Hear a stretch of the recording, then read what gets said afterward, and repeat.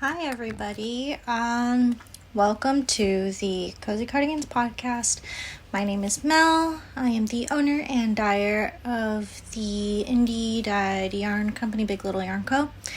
And welcome to my little late June wrap-up video. This video is a little late because June has been quite busy. One, I'm still shipping out all your pre-orders.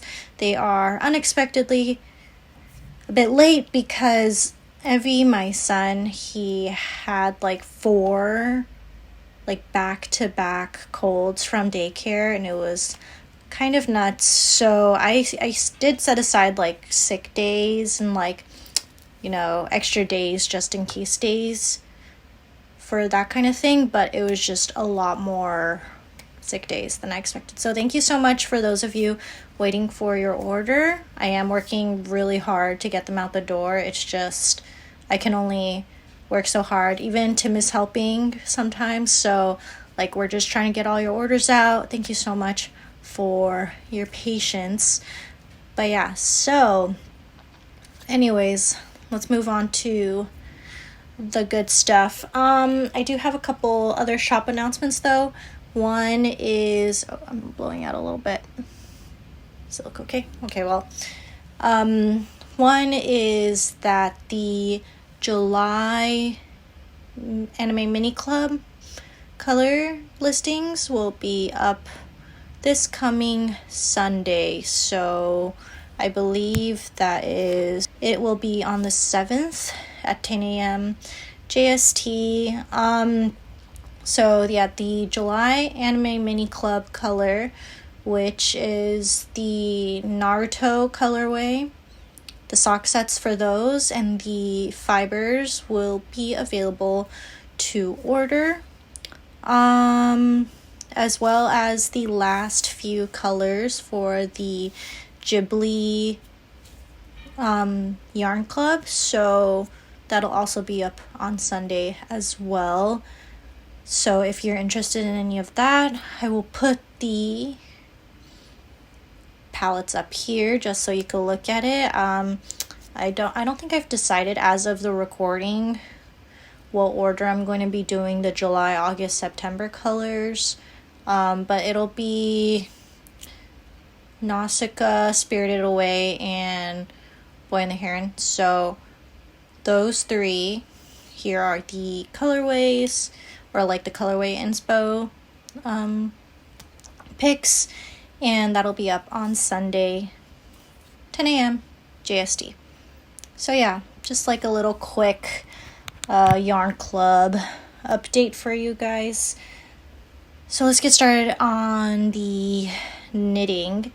I do have a few FOs. I have 1 knitting FO, 1 sewing FO, and 1 new hobby FO. So first off, let's talk about the knitting FO.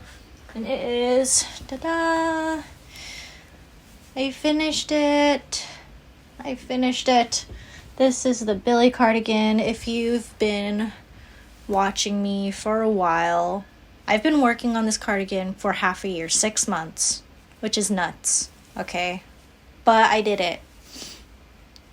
Slow and steady wins the race, right? So, again, this is just for, I know you've heard me talk about it a million times, but for finality's sake, let's just go through the info again. So this is the Billie cardigan by Sari, Nordlund. This is knit with my own Big Little Yarn Co. yarn, Peruvian wool fingering held together, and it is nice and cozy. It'll be perfect for winter. It is not perfect for Japan July weather, which is right now it's rainy season. It is hot, it is humid. Just holding it in my hands makes me sweat. So it's going to go in the closet once I'm done with it. But just a few, let's see, what can I talk about? I knit the size 3.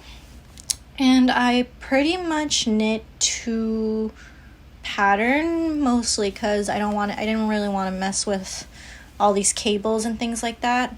Yeah, everything is knit to pattern. Arms are a little shorter. I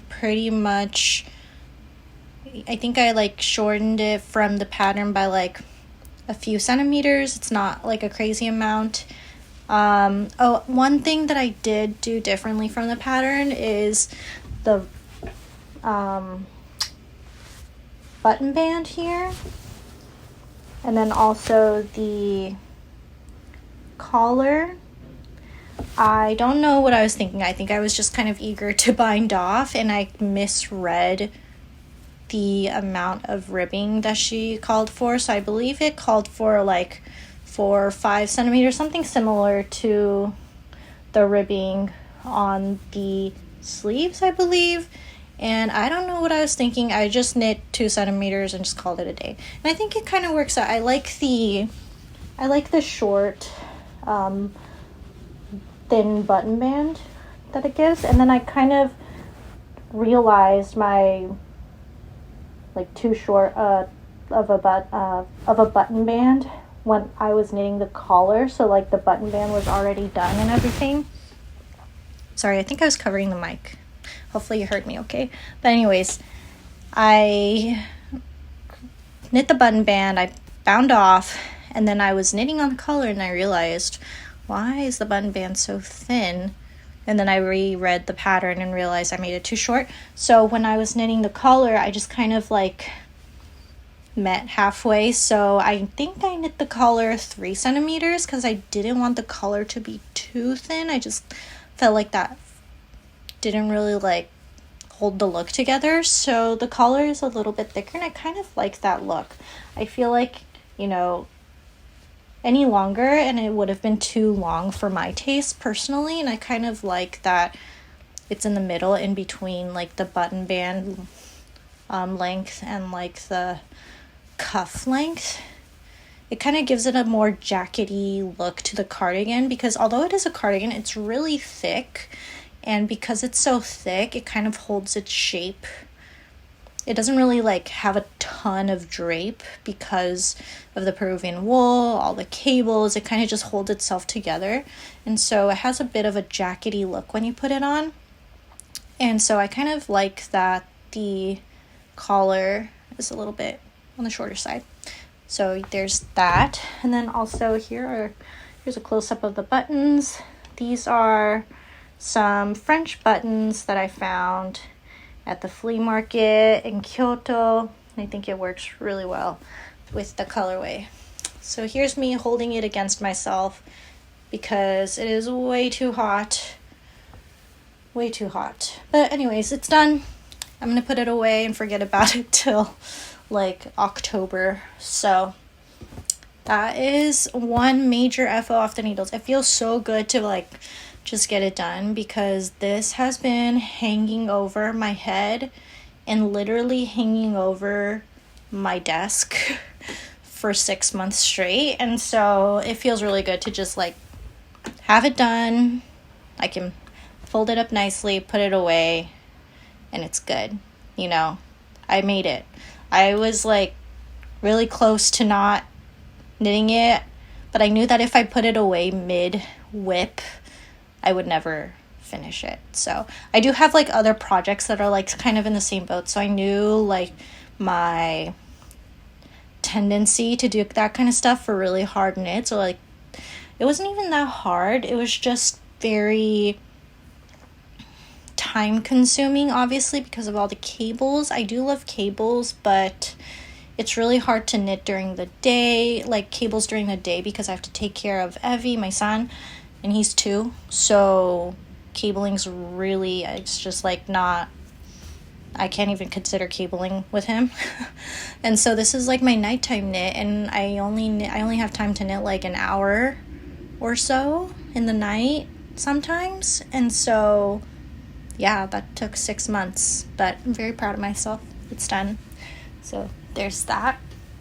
And I forgot to mention my current, what I'm wearing right now, so I should just talk about that really quick.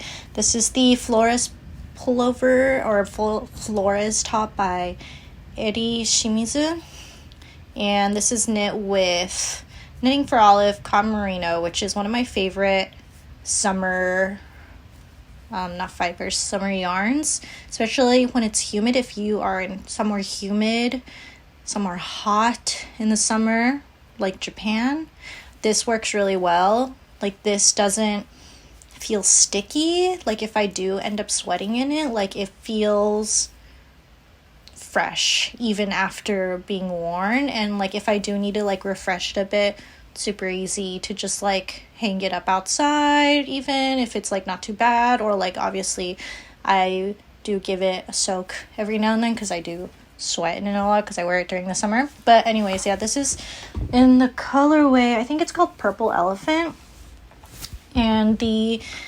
pattern is technically a pullover pattern, so a long sleeve, but there is instructions for a short sleeve version, which I did, and I love the fit of it. I love how it drapes. This yarn is so nice, especially in this like broken rib pattern. It's really one of my favorite summer knits. So yeah, just really quick. So next FO, I just made really quickly a book cover. I hadn't sewn in a really long time, and my sewing machine kind of sucks. Not gonna lie, it broke after this.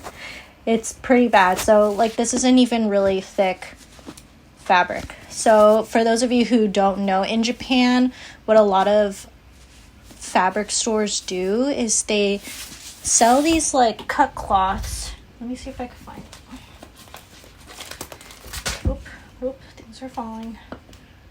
So they sell little cut cloths like this, so you don't have to buy like a whole, well, in America it would be a yard, but here in Japan they sell it by meters or half a meter. So if you don't need that much, you just want like a little sample of a fabric, you could buy these kind of cut cloths. I'm holding it upside down. This one is from a shop in Kyoto for those of you who are coming to Japan for vacation anytime soon. I do recommend. It's near, it's in what's that market called? Is it Nishiki? Not Nishiki Market. It's near a lot of like touristy places, so it's pretty easy to find. It's called Nomura Tailor House.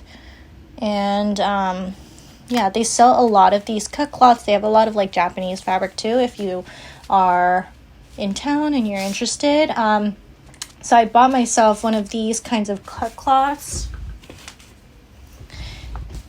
to make this little book cover. So you could use that kind of like size for like making little pouches, book covers, or you could like collect them to make it a little like fun quilt. Like, there's a lot of different options, and it's like a lot more affordable. And also, like, if you're traveling, if you're coming to Japan, it's a lot more manageable to put in your suitcase, you know, than having like a whole bunch of yardage or meterage of fabric. Anyway, so I made this little book cover. It's okay. It was my first one. This is what it looks like. It's currently covering my next read, which is 6 Crimson Cranes, which you can't tell the cover of, but I'll just pop up on the screen.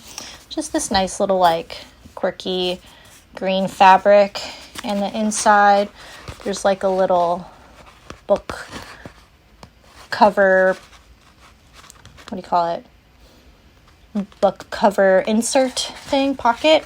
And then the other side has like a little fold. It's actually like a little fold, so you could fold it over to use as a bookmark, but I made it too short, so it's not a very good bookmark.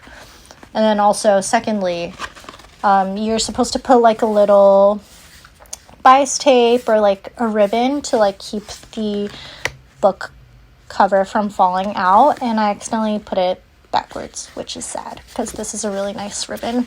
I don't know if you could see it. It's really cute, but it's upside down. So I did that, and then I was trying to make a little project bag, but then my sewing machine broke because it's, again, very not good. So I made this and then called it a day, or called it a night, because that's the only time I can sew now. So made this little book cover. Very proud of myself. But I do want to make it a little longer next time, And I do want to put the ribbon on right side up next time.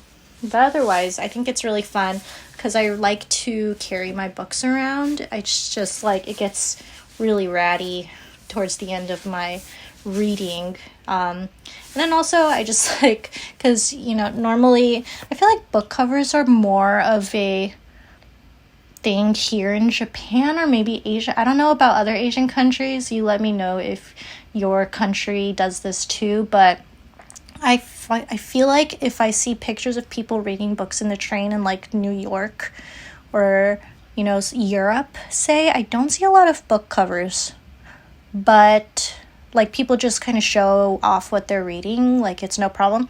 But in Japan, it's really common to have book covers. Like when you're on the train, you'll see a lot of people have like, you know, leather book covers, you know, they make their own book covers like I did, or even if you go to a bookshop here in Japan, they'll ask you if you want your book covered by like the company paper, and they'll just wrap it up for you, like cover the book up for you so that when you read it, you can read whatever you want without other people looking.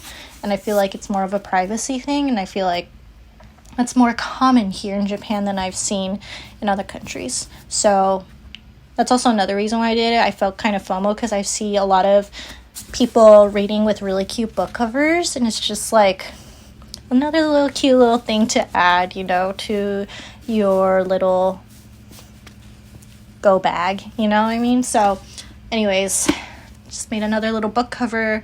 I do want to make more. I have a lot of other fabric from that same shop. I guess this goes into like acquisition territory, but I also got this little other cut cloth. So they have like, it's like little handkerchief size, you know, and you just like make little pouches out of it. But they also do sell like full rolls of, not rolls of fabric, but like you could buy meterage of this particular pattern if you see like a smaller pattern, like a smaller cut cloth, and you want to make like a top out of it or whatever. You could get bigger sizes, obviously. But just these little moose, these blue. And then I've had this fabric for a while, just from like an online, Japanese online shop. Oh, this is when it broke. I sewed this corner and then the sewing machine broke, but I have this other pattern, and I just wanted to combine them together because I thought that looked cute. And then my sewing machine was like, no. So I'm just stuck with these cut fabric that I can't do anything with until I buy a sewing machine. And I really do want to buy a sewing machine, but I'm just too busy. So maybe when things slow down, we'll see. So that's another FO. And then one other FO. So I've been really into, so for those of you who don't know or haven't been following, I sometimes go to those flea markets, or go to flea markets in general, or like little shops, and find little vintage beads and little trinkets so that I could make them into stitch markers for the shop. And so I was looking around for a little bit, and then I realized I could make them into earrings, you know, like why not make them into earrings? So I got little beads and stuff like that to make into earrings. There's this little shop in a flea market in Kyoto. I don't know her name. She's just this little lady who sells vintage beads, and she has these little like bead sets. Let me see. She just like combines these different colored beads into these little bead sets. She puts them into these little cute little match boxes. And so I got that.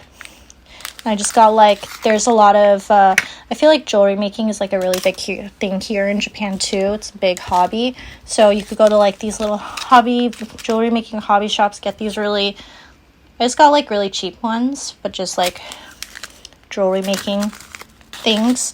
And then I made little earrings. So this is one. I got these little vintage flower beads. Not beads, but like, I don't know what you would call them in English. But I got a bunch to make into stitch markers, and I was like, these would be so cute as earrings too. So I made little earrings. very, I don't know, 70s. And then I also made, let me see if I can find it, out of the little like Matchbox set that I got. These little like, okay, don't look at them too closely because this is like my first one. Oh, it got tangled. There you go. These little like dangly earrings, just to like spice up an outfit. And then also, this is from the same shop where I got the French buttons from. This is like another French bead that I just made into an earring. You know, just a little fun thing. But yeah, that's it.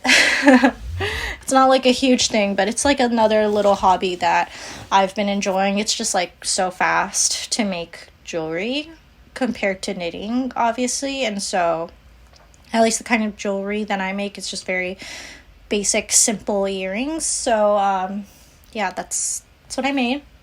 But yeah, that's all for the FOs. So now onto the whips. I do have 2 whips that I want to talk about. First off is one that I showed you the swatch for last episode. Let me get it. It's this guy, this bright red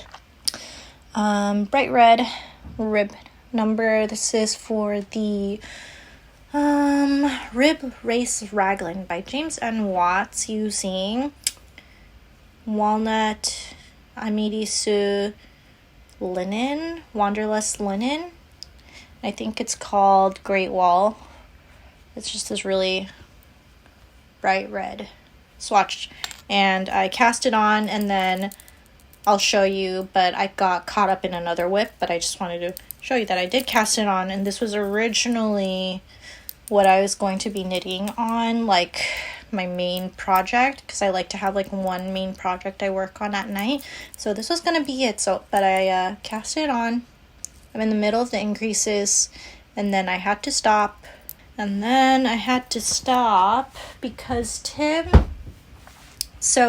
I have knitted Tim, my husband, a sweater before, but he has a very particular style. Like, I'm very like, you know, go with the flow. Like, if I mess up on like a stitch, I'm like, not a big deal. If it's a little too long, you know, I'm not like a super specific knitter, and I really admire those of you who are very specific knitters.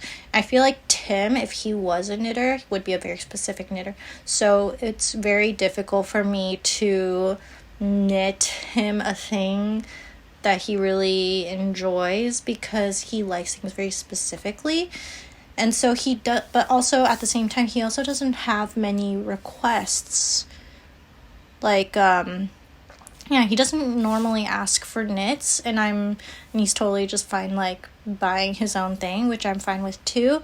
But this past month, it's like beginning of July-ish, he asked for a knit summer top, and I was like, okay, yeah, sure. So then I casted it on, because like he never asks me for knits, so I took that opportunity. And so I had this yarn in my stash. Thought it would be perfect for him. He has very sensitive skin. He's not really allergic to any fibers. It's just that he gets really itchy really easily. So I had to find something from my stash that was soft enough, but also good for summer. And so I realized I had this. This is another. Let's see if I could turn this. Amidisu. This is Amidisu, what is it called? Parade. Let me see if it'll... Oh, here we go. This is Parade. This is one of their summer bases as well. And I've used it before, and it's so nice. So if you ever have an opportunity to knit with this, I highly recommend it. This is fingering weight... 60% wool, 20% cotton, 10% silk, 10% linen. So all these little summery fibers just make this really nice heathered kind of summer yarn, and it has like it's not super drapey, but it does have a good bit of drape. Like you can see it kind of flop.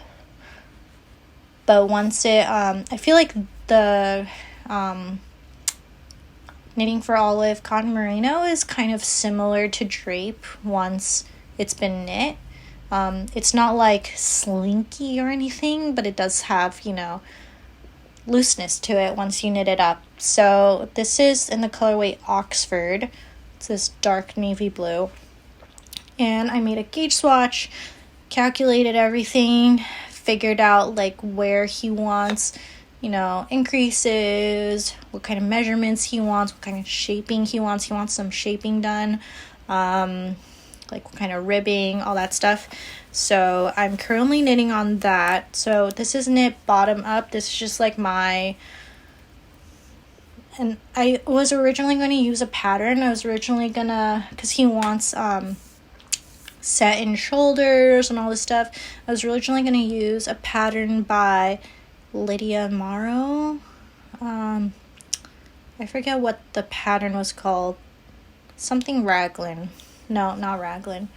It was one of her sweater patterns, and I was originally going to use that, but it just wasn't really correlating to the shaping and like the style that he wanted. So I ended up kind of like scrapping that idea and just kind of doing my own thing. So this is knit bottom up. Ignore the orange. The orange is like a lifeline because he tried it on at that point, just like a little belt, just to make sure that I'm like not going way out of off gauge or anything. And so he liked it, so I just kept it in as a lifeline. So ignore the orange, but this is how it's knitting up so far. It's bottom up, and then I'm currently doing some slow increasing. And yeah, it's not much to write home about. I did a, what's it called, tubular cast on for the ribbing. It's just 1x1 rib, and I've been slowly increasing, and it's just a big tube right now. So I've been working on this most of the time just because I do want him to wear it during the summer. And sorry, hold on, let me do a battery change real quick. Okay, sorry about that. I wanted to catch it before it kind of shut off, and I forgot where I was at. But I forgot where I was at. Anyways, yeah, so I wanted to knit it for him before it got cold again, obviously. And it's not that big because it's not a sweater, but also at the same time, it's taking me a lot longer than it would for me, obviously, because he has a bigger body. But it's going really well so far, and I'm probably going to have him try it on like all the time because he is, again, very specific on how it fits. So I don't mind, and I'd rather have it fit him and that he wear it, you know. So I'm glad that I'm able to use some stash yarn too, because that's been sitting in there for a while. But yeah, I highly recommend that yarn and that base. Sorry, I'm just gonna scooch it a little. But yeah, I highly recommend that yarn and the base if you do have an opportunity to knit with it. So that is one whip. Well, those are the two whips that I've been working on. Yeah. And I do have one plan.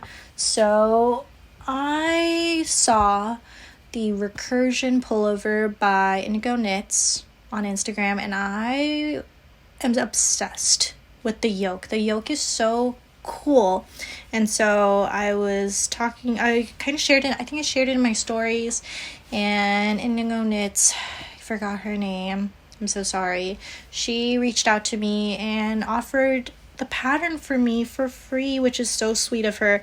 And I was immediately going to cast it on, so I knit a swatch for it and everything, and then Tim asked for the top, so I had to kind of set it aside. But I do have a swatch, and I do have, like, I already know the yarn that I'm going to use and everything. The swatch is off, the gauge is off, so I'm going to have to figure that out later. But here's the swatch. I just did like a section of regular stockinette of the main color, and then I just did a bit of the color work just to see how the contrast looked. I'm obsessed. I really want to knit this so bad. This is going to be so cool to have during the autumn. So anyways, the main color is Coraline, which is one of like my top spooky summer like Halloween colors. And I'm not sure if I'm going to bring it back this year. I did have it last year already. But this is like one of my top colorways like every time I bring it back. So I'm not sure if I'll bring it back this year, but input is always welcome. So main color is Coraline. I think I have skeins of it. So this is it in skein form. This is the Peruvian fingering base, which is one of my favorite bases to knit with from my shop. It's just like a good all-around workhorse yarn. Like it works for sweaters, hats, I guess tops if you really want to. It's a bit too hot for summer tops for me though, but it'd be cute like if you wanted like a vest, and it works really well held together, obviously, because I used it for the Billie cardigan. But anyways, yeah, Coraline on Peruvian fingering is the main color. And then the contrast color is this dark purple fingering weight yarn from Olan. I believe this is from one of her clubs. So, and it wasn't labeled with the colorway name, so I'm not sure what it is, but these work so well together. They look so good. And yeah, I love how it contrasts with the purple tones in Coraline. So good. And if you want to see the floats in the back, here it is. Very nice. So yeah, I'm super pumped about this one. It's definitely going to be like my first cooler weather cast on for sure. But yeah, I have to figure out the gauge first though. This is a bit off. But yeah, this is definitely in my queue. So that is it for knitting. Not a ton because again, it's been really busy. Kid's been sick. I've just been like, at the end of the day, I've just been kind of like laying in bed, recovering my sanity. So it's been a lot. But I have been reading. I think I read 7 books in June, which is not as much as I usually read, but 7 books is pretty good. So let me see what I read from my knitting notebook, or knitting notebook. It's like my knitting / reading notebook. But June reads, gosh, seems like a lifetime ago, this beginning of June section. I don't even remember reading this. Okay, so first thing I read was Funny Story by Emily Henry, the newest Emily Henry book. I'm sure you're familiar if you're a romance novel fan, and I really liked it. I think it's my second favorite Emily Henry book. My number one Emily Henry for me is Book Lovers. I've read that book a few times. It's like my, what do you call it? Like something that you come back to all the time. So comfort read. Yeah. So Book Lovers was my comfort read, but Funny Story was pretty good. Second place for sure. So 4 stars. I also finished the trilogy, the Grishaverse trilogy, Ruin and Rising by Leigh Bardugo. It was slightly better. So this is the 3rd book, the last book in the trilogy for the, what's it called again? Oh my gosh. Shadow and Bone trilogy. So, it was better than the second one. It's YA. So I feel like I'm kind of aged out of that genre, especially for these kinds of fantasy books. So it wasn't as good as I hoped, obviously, because I feel like everything was quite leaning more towards the younger people, which is fine. So it's 3.75 stars. I also read The Watchers by A.M. Shine because I saw a trailer of a movie coming out based off the book with Dakota Fanning, so I decided to read the book to see what it was all about first, obviously, because I like to read the book before I watch the movie. And it was okay. It was like good, you know. It was average, 3.25 stars. It wasn't as scary as I thought it would be. I thought it was going to be more like Bird Boxy, but it's not. So I gave it 3.25 stars. I think because I read horror quite often, I have like a high horror tolerance, and especially because I love watching horror movies, I have pretty high standards for when it comes to something horror. So I found it not too scary at all, honestly. I just wanted to know what happened next. It was like good writing. Yeah, it was just nothing much to write home about, but it was like good. So if you want to watch the movie and you're interested in reading the book, would I recommend reading the book first? Honestly, I feel like the movie might be better. I feel like visually the movie might be more thrilling than the book was. So maybe watch the movie first and see how you feel about it. So after that, I read Annie Bot by Sierra Greer, and I really like this one. This is about you follow an AI robot, and in this world, these AI robots look like humans. You can't tell they look like humans, but they are AI robots, and they are there to assist you. Like, there are robots that can cook and clean your house. There are robots that are strong, can do construction work. And then there are robots like Annie who have been kind of jailbroken, essentially, like modified to be a cuddle bunny. And it's a robot that can cuddle you and many more, you know. So you kind of follow her point of view because she was modified to be able to think her own thoughts and to learn. She kind of has to kind of figure out what it means to be a sentient being and what it means to have your own personal autonomy, especially as a being who is not considered to be human. So I found this really interesting. It was really good. 4 stars. Maybe like 4 to 4.25 stars. I found it really interesting. Next, I read The Husbands by Holly Gramazio, and I really liked this book. This is pretty funny.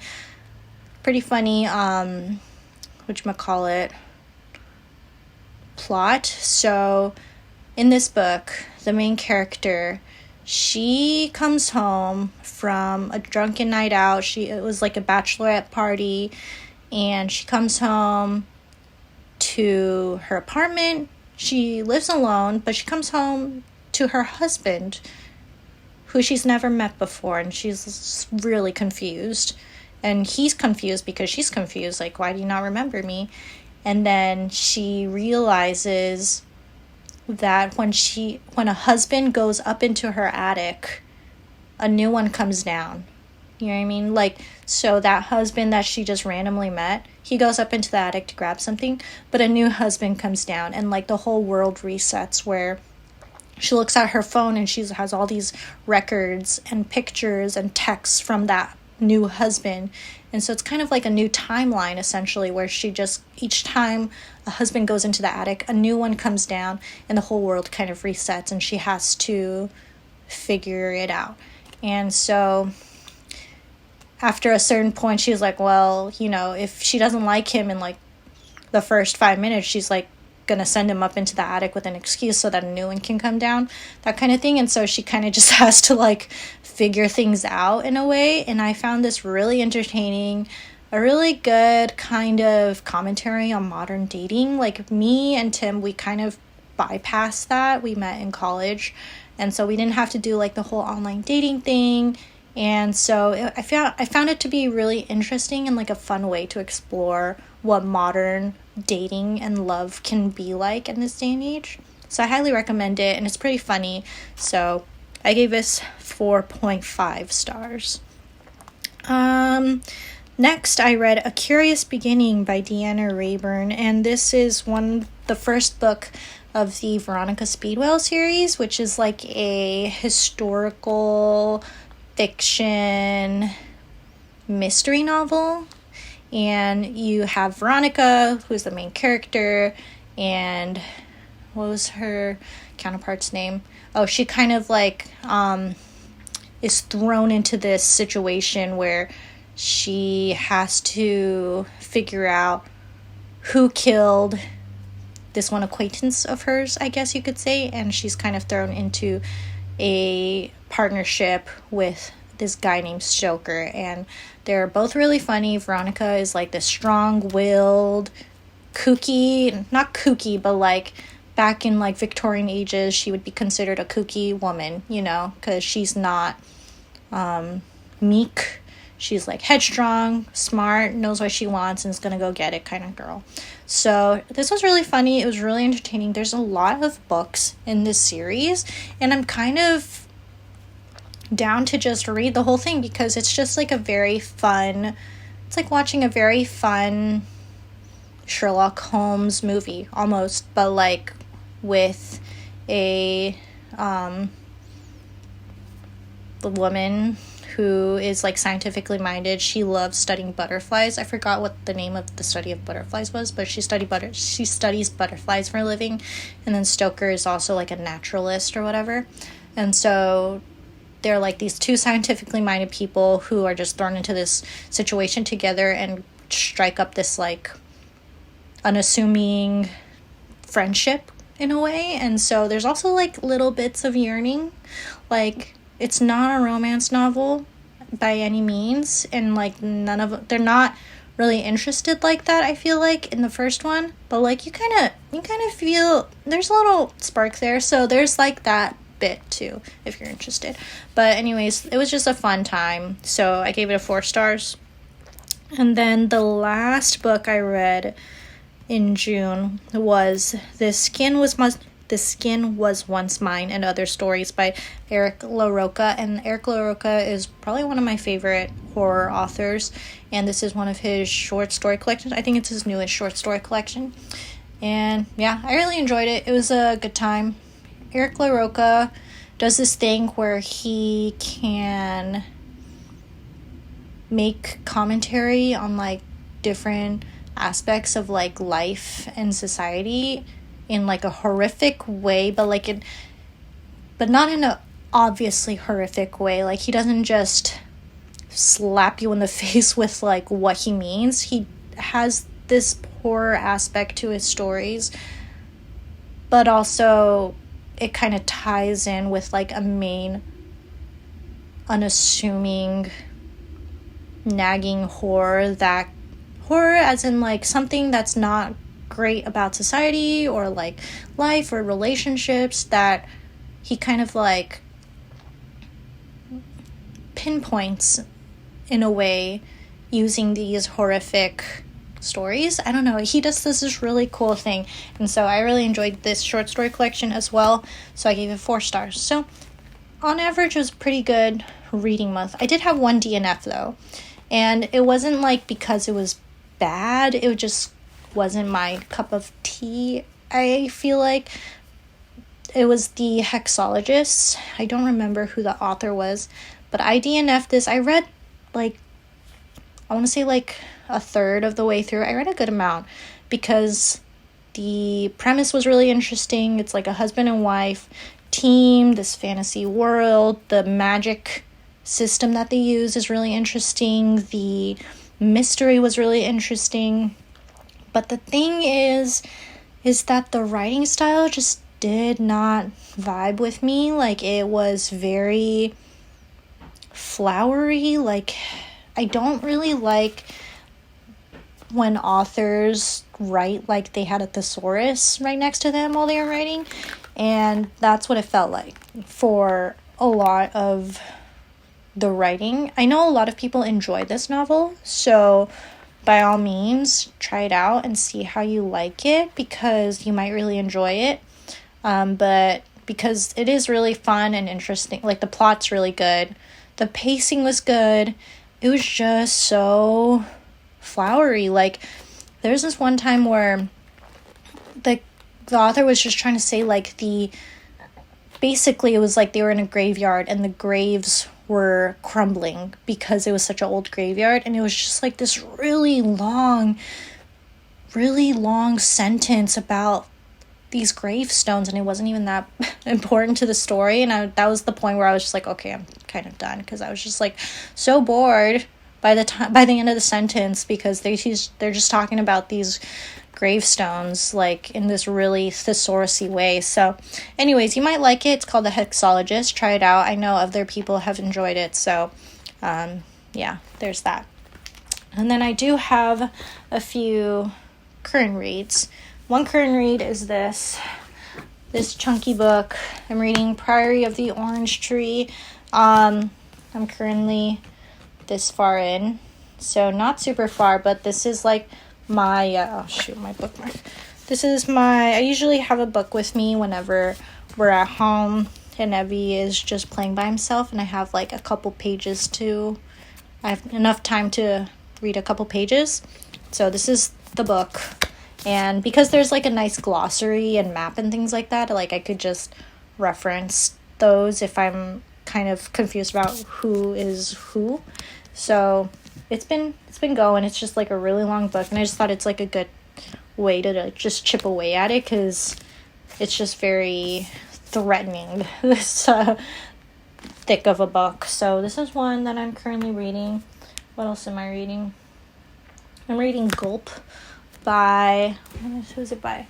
Mary Roach, and I'm listening to this as an audiobook. It's nonfiction. She also wrote Stiff. Stiff is like Stiff was really good. I really enjoyed that one. And this is Gulp, which is about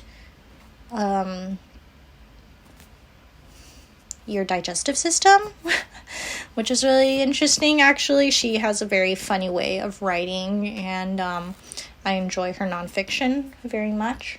What else am I reading? Oh, this is technically a July read, but I finished The Clockwork Boys by T. Kingfisher a couple days ago, and that was really fun. It was a fun time. It wasn't like the best T. Kingfisher I read. T. Kingfisher is one of my favorite authors. It's not the best she's ever written, but it was good. It was a good time. So I'm currently reading the second book. I think it's a duology. I think it's called The Wonder Engine by T. Kingfisher. So I'm currently reading that as well. But yeah, that's it. I think. I'm not sure how long this video is, but I feel like it ended up being quite long. Thank you so much for watching. Please let me know if you have started any summer knits, if you've started any good reads. Thank you so much for being so patient with me over this pre-order shenanigans.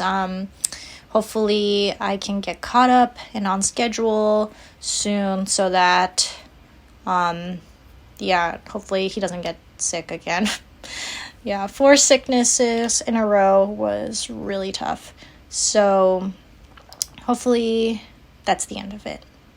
Crossing my fingers, knocking on wood. Thank you so much for watching. Thank you for just hanging out with me. I really enjoy just chatting every month.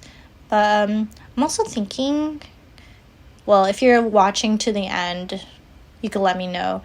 But I'm also thinking maybe I could just start doing reading vlogs. I don't know. I just kind of like want to talk more about reading, because my knitting has been so slow lately. I don't know. Let me know. Let me know if you would be interested in like a slow reading vlog or something like that, because reading has been a really big part of my life lately, and I want to talk more about it, but I only have like this last bit of like the podcast to talk about it. But anyways, let me know if you even watched this far. Let me know. But if not, it's totally fine. If I'm just talking to myself, that's totally fine. But thank you so much for watching if you're still here. And I hope you have a wonderful July, and I'll see you next time. Bye.